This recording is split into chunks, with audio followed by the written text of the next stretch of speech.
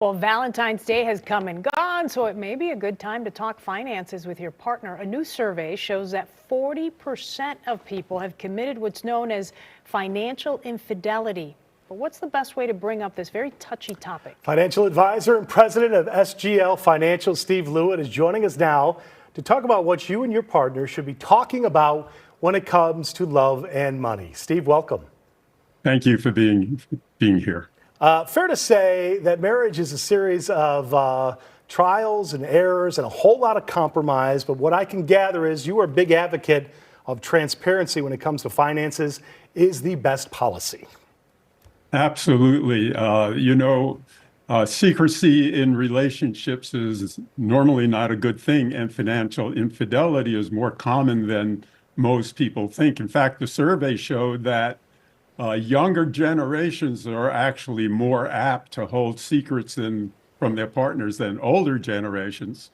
And then Bankrate did a survey that said the two most prominent secrets that we hold from our partners are, one is we don't tell them about debt that we owe, and we don't tell them about spending that we don't want them to know about. So this is where transparency becomes really important to have. I suggest all couples, have regular meetings, not big deal meetings, maybe over a cup of coffee or a glass of wine or something, just to talk about money, get on the same page and make sure that you both understand what the rules of your relationship are.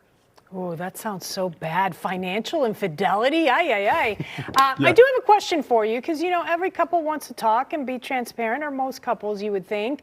But you also don't want to be sort of telling your partner, oh, I bought this pair of pants and then I bought this shirt and then you don't have to give like a step-by-step guide of everything that you've purchased on a given day. So explain what you mean by being transparent about your finances.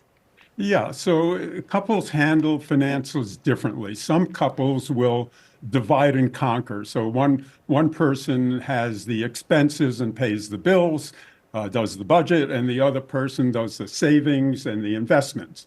And lots of times they never talk to each other about these things. So it's a matter of getting together and creating a plan of some kind, a budget of some kind, and just knowing that your partner and you are on the same page and you're both working towards the same goal.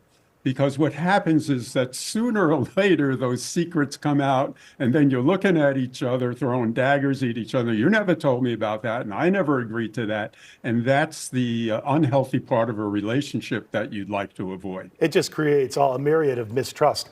I'm interested in the older versus the younger generation. You said the older folks don't hide that money, don't hide that debt. Is that because they have learned from experience that's a bad policy to keep? Well, I think the older clients that I meet with, as compared to the younger clients, their relationships are more mature. They've learned to trust their partner more and be more revealing to their partner.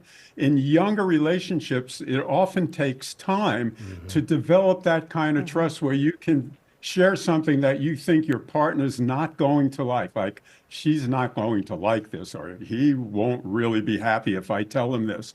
But in the more mature relationships, they find that they can really share those things and sit down and talk about them, or find help to talk about them, which helps the relationship. So, the American Psychological Association said that 50 to 60% of marriages end in divorce.